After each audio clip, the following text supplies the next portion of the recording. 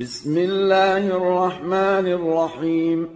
يسبح لله ما في السماوات وما في الأرض، له الملك وله الحمد، وهو على كل شيء قدير.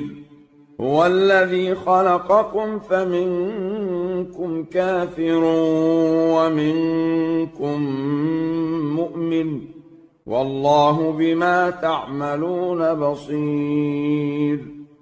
خلق السماوات والأرض بالحق وصوركم فأحسن صوركم وإليه المصير. يعلم ما في السماوات والأرض ويعلم ما تسرون وما تعلنون، والله عليم بذات الصدور. ألم يأتكم نبأ الذين كفروا من قبل فذاقوا وبال أمرهم ولهم عذاب أليم. ذلك بأنه كانت تأتيهم رسلهم بالبينات فقالوا أبشر يهدوننا فكفروا وتولوا واستغنى الله، والله غني حميد. زعم الذين كفروا أن لن يبعثوا، قل بلى وربي لتبعثن ثم لتنبؤن بما عملتم، وذلك على الله يسير. فآمنوا بالله ورسوله والنور الذي أنزلنا، والله بما تعملون خبير. يوم يجمعكم ليوم الجمع، ذلك يوم التغابن. ومن يؤمن بالله ويعمل صالحا يكفر عنه سيئاته ويدخله جنات تجري من تحتها الأنهار خالدين فيها أبدا، ذلك الفوز العظيم.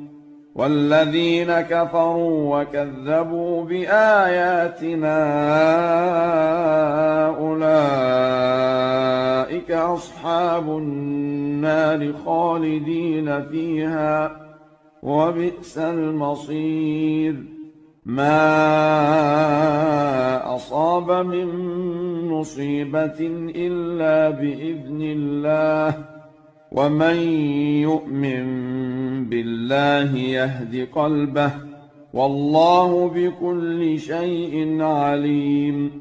وأطيعوا الله وأطيعوا الرسول، فإن توليتم فإنما على رسولنا البلاغ المبين.